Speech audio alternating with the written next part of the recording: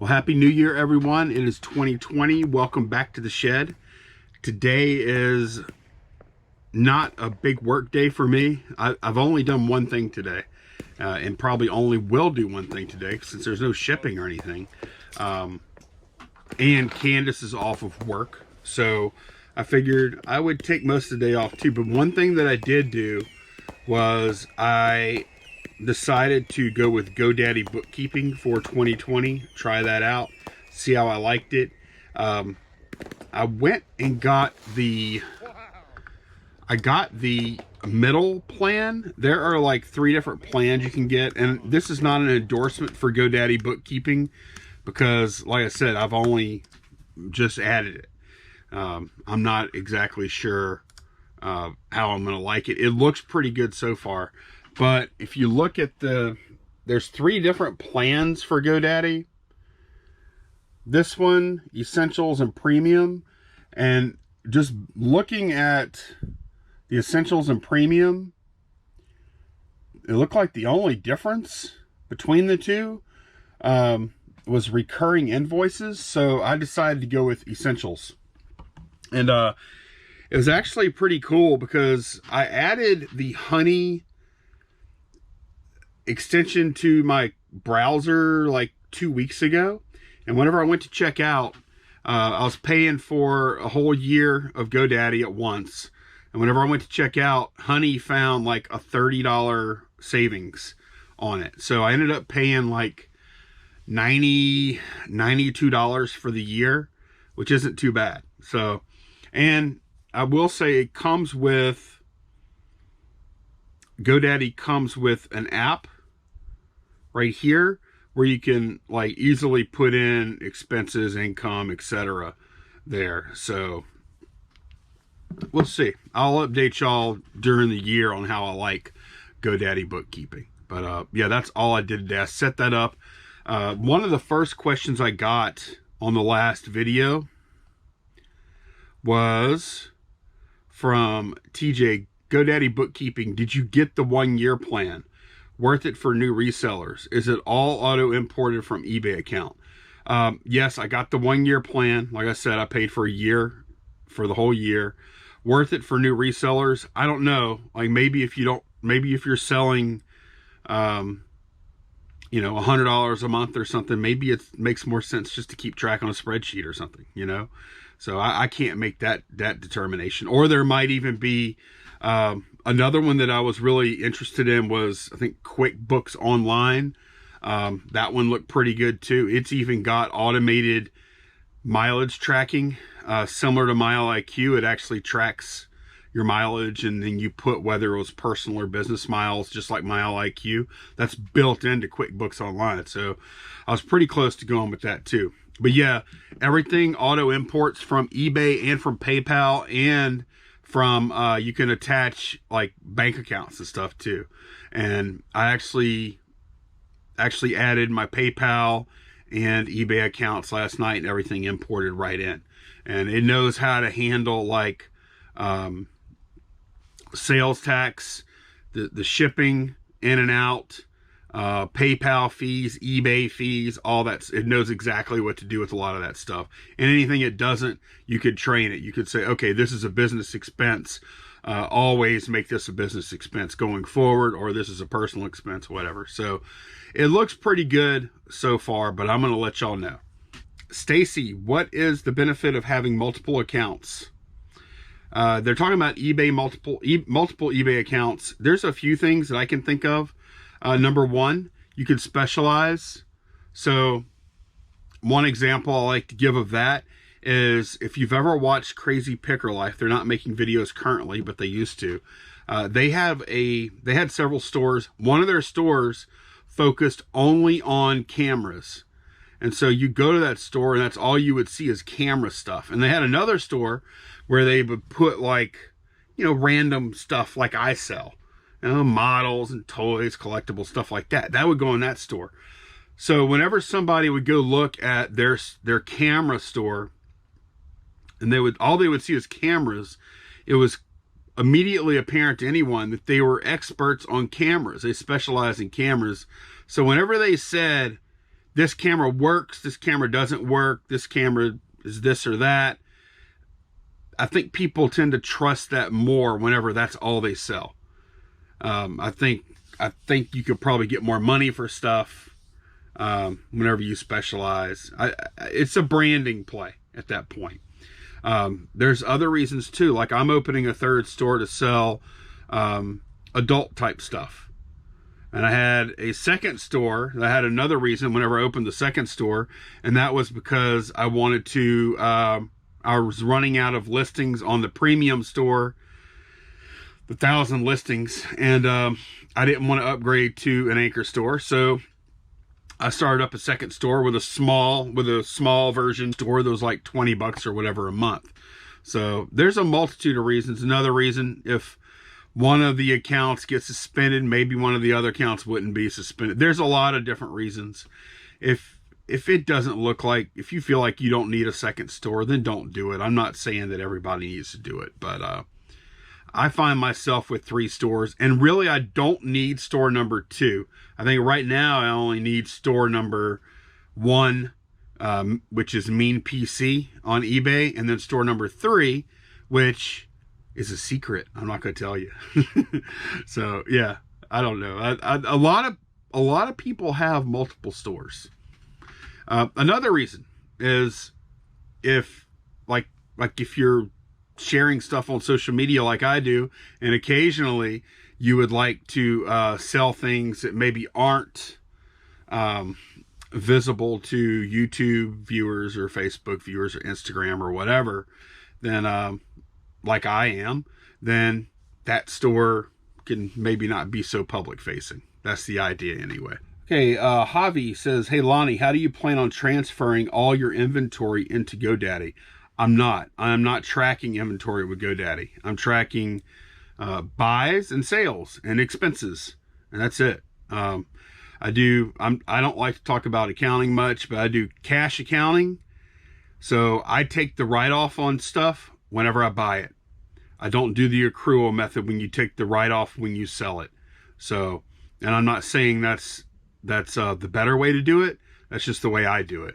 So I very, very rare. The only reason I'm talking about accounting today is just because I added the GoDaddy thing, and I kind of wanted to share that. And I'll probably provide a few updates during the year about how I like that. But yeah, I don't track inventory with GoDaddy. So, and then I see right below that, Tom is saying that they use QuickBooks for all their bookkeeping. And that's one I almost went with. Okay, here's a good question. The Thet Shaw or the T Shaw, I don't know what it is. Do you make videos of high price items to show they are working and their condition in case of a return? I plan to do this on high price items, and also me packaging the item after I was screwed over in a returns case. I do make videos of items, not only high price. Sometimes I've made videos of lower price stuff too, working. Most recent case, I'll put a little thumbnail. This video here for a stereo, where I show it working. It's like a $300 stereo or something. I've never done the video thing of packaging the item. That may provide some protection. I've actually never heard of a case where somebody got scammed and then presented that information to eBay, and then eBay used that to make a decision. So, but hey, if it provides some peace of mind, then why not? But yeah, I think demo videos of higher value stuff, especially if it's vintage, that stuff working, or like even if you have, say, let's say I was selling, I've actually done this, where you're selling like, say, 200 comic books that are in a box. I actually did this. Instead of like taking all the books out, laying them out, taking a picture, doing it again, taking a picture of like 20 times 10 comic books for each spread you make. Instead of doing that, quick video, flipping through, showing them off, takes 5 minutes or whatever, upload the video to YouTube. You're going to get everything in the video. Now that may or may not, actually I would feel comfortable doing that for eBay too. I would just show, some photos of all the comics, and then be like, if you want more information, watch the video, and they could see that. So there's a lot of different ways that you can incorporate video into an eBay listing. Okay, Rose asks, wondering if you mail everything with a tracking number. I've been doing this, and it's more expensive, but I'm scared of being scammed by the buyer saying they didn't receive it. What do I do? What do you do? So Rose is in Canada, so there must be a cheaper way to ship stuff in Canada that does not have tracking. Here in the United States, Rose, is different because our first class package, our media mail, our parcel post, UPS, FedEx, priority mail, all the ways that we mail packages, it's all tracked. All of it is tracked, and it doesn't cost any extra. The only way, I'm dealing in an absolute here, so I'm probably gonna be wrong, but the only way I know of that you can ship something that does not have tracking is if it's just put in an envelope and put a stamp on it, which I do that sometimes for like patches or maybe a card or something like that. I will do that method that doesn't have tracking, but I don't do it on anything expensive. So I don't know. I don't know what situation you're in, how much more it costs you to get tracking, to say whether it's worth it or not, and how often do you actually encounter people that say they don't receive things. I think I've probably mailed out maybe 30 things via just a stamp with no tracking in the past. And they were all like, I would say $25 and under type things. And nobody ever said they didn't receive it. So I don't know. That's a risk thing that you have to figure out. And then you have to figure out, okay, I have to pay an extra $2 per package to get the tracking. This happens 1 out of 300 packages. And 300 packages, I would have paid an extra $600. You know what I mean? Like, you start just do the math. Like, how often is it going to happen? How much is it going to cost you when it happens? And maybe if you have a choice of using tracking or not, maybe you set a $1 threshold that you have the tracking on. Maybe that's what I would do. Maybe if you like start getting nervous about the package at $50 on up, well, pay for the tracking on those and don't pay for the tracking on the other ones. But that's something you got to figure out. I don't even know how y'all's mail system works as far as, how much tracking costs and which packages have it and which don't. Hope that helps. It probably doesn't though. Here's an interesting comment from Bonnie. I heard that once managed payments goes through, which might be in the next 6 months. Well, some people are already using managed payments. I know for a fact, like Justin from RVA Flips, he uses managed payments now. So I would have to talk to him. I may have actually heard him talk about this already, that GoDaddy will not integrate with it. So yeah, I'll have to talk to Justin at RVA Flips and find out if GoDaddy integrates with managed payments now. Actually, I'll send him a message now and then I'll come back on. Okay, so what Bonnie said is correct, because I just asked Justin and he messaged me back. Not yet. I just manually enter in the payouts each day, not at the item level. He says like 350, 232, 43, etc. Okay, so that does stink. Hopefully they fix that. So yeah, good point. Brett said, hey Lonnie, unless I missed it, you never gave us an update on the Super Bowl. Did you end up losing to Matt? Yes, I ended up losing to Matt. I'll put a screenshot of that game right there. But yeah, disappointed. I went 15-1 for the season. So basically like the 2007 Patriots. So congratulations to Matt over at Part-Time Pickers though.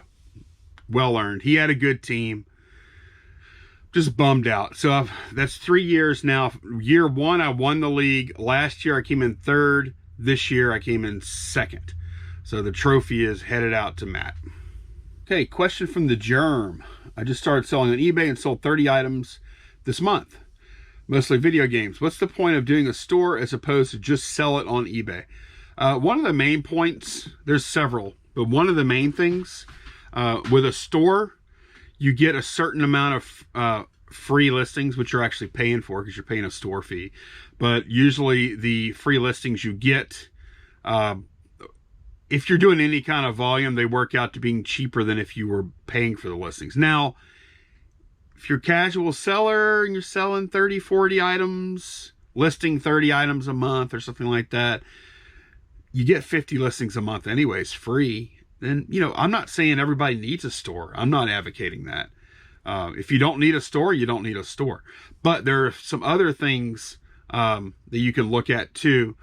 You can run sales. You could put your store on vacation mode. Let's see what else. Oh, the big one, another big one, you get a break on final value fees whenever you own either the basic store on up. You get a break on final value fees. A lot of it's not much. It's like half a percent or something like that. I'd have to look it up. I'll put a link down below for the final value fees, because I'd put that link in a video not too long ago anyways. But you do get, in some categories, especially video game consoles, there's a huge break on final value fees if you actually have an eBay store. So that's worth looking at. And yeah, I mean, but again, if you're selling 20 items a month, maybe you don't need that. Another thing, you can actually put your store into categories, and then people can browse and then say, oh, I only want to look at your video games for Sega Genesis or whatever. And they click on that and they can just look at things in that category. Not too many people shop like that anyways, but it is something you can do. And I typically categorize all of my items, and I don't know if it helps. So yeah, those are some of the benefits. Okay, William Bennett asked a good question. How do you or would you recommend removing permanent marker from the bottom of shoes? So I've used Magic Eraser, Gooby Gone, alcohol, you know, like isopropyl alcohol, you know, all the things you can think of. And some shoes, that stuff will just clean right off. It'll just, oh, look, it's gone. But some shoes I've encountered in the past, they have like super gummy, bouncy, porous soles, and they won't come off. I've had shoes in the past where I tried, did messages on Facebook forums, asked friends, tried everything, and nothing worked. So if those are the shoes you're talking about, like those kind that have the porous soles that really soak in that ink, I don't know what to tell you. I don't know that you can do anything about those shoes. Maybe people in the comments can put some stuff down. In my experience, people said, oh, you need to try this and that and this and that and this and that. And I try all that stuff and it doesn't work. So hopefully you're not in that spot. But yeah, those of you that are shoe experts, what are your tried and true methods for always or usually removing permanent marker from the soles of shoes? And stop doing that, Goodwill, if you're watching this. Okay, this is one from, I guess that's Phoenix Flipper. Hey, Lonnie, Shed Flips community, what video editing software do you use? Recommend. Currently use an HP laptop. Thank you in advance for the info. I use iMovie on Mac because it comes with it, and it's really good. Like iMovie, unless you're doing something really crazy, iMovie does everything I want it to do. For a reselling type video, I'd be surprised if I needed any more than that. But before I was using Mac, I was using, oh my gosh, I'm trying to remember what it was. I remember it. before I switched back to Mac, because I was using Mac and then I switched to PC for a year, and then I went back to Mac. I tried to do the PC route again, and I just couldn't handle it. But the software I use is called Filmora. I think it was about $50. And you can do a trial though first to find out if you like it. But Filmora, I think, is very close to iMovie. Like going in between the two for me was really, really easy. Like the format of the screen and everything look pretty similar too. I like Filmora. Filmora is very good. I know quite a few other creators that use Windows machines that use Filmora. They like it too. But use the trial first and see if you like it. Or go buy a Mac. Horror Kingpin. Can you sell YouTube views? Any rules being broke for eBay? I've actually seen where people sell YouTube views, likes, dislikes, comments, all that stuff on YouTube. I don't know if there's any rules about it. I've never bought or sold or any of that stuff YouTube views, so I don't really know. But I don't know. I don't know there. I don't know if there would be a policy about that or not. I think it would probably be okay with eBay. I think the question would be, are you within terms of service on YouTube? I think that's the bigger question. I have no clue though, because I have no experience with that. A lot of y'all are asking about the new store, and I'm sorry, I'm just not going to share it. Like that was the point of story. I shouldn't even told y'all about it because it's kind of teasing you guys. I'm sorry, but yeah, I'm not going to share that store. But maybe y'all can figure it out. If y'all figure it out, then just say in the next video, say, "Hey Lonnie, I figured it out." And then I'll reply and say, "Oh yeah, what's the name of it?" And then you can say it there. And then I'll probably delete your response. Maybe I'll even make a prize if you can figure out that third store. Okay, that is going to be it for today. I'll be back at it hard tomorrow, I hope. Anyway, I plan on it. Candace will be back at work, so I need to be back at work too. But I'm going to keep y'all informed about GoDaddy, how much I like it or how much I dislike it during the year. No, obviously not a paid thing or anything like that. I actually bought it. Actually, as soon as I set it up, like late last night, like after we did fireworks and stuff. And as soon as I set it up, I was losing $92 for the year because I bought that, which I thought was kind of ironic. So anyways, I'm not doing like resolutions or anything.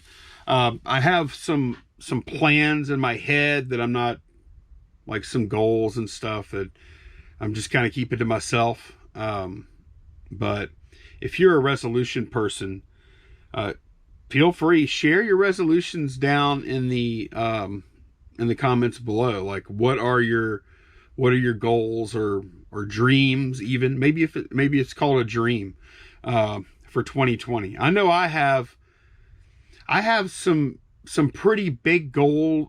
I have some pretty big dreams, but I also have, I think, a pretty solid plan how to get to where I want to go by the end of 2020. So thank y'all very much for watching. Take care. Happy New Year again. Bye-bye.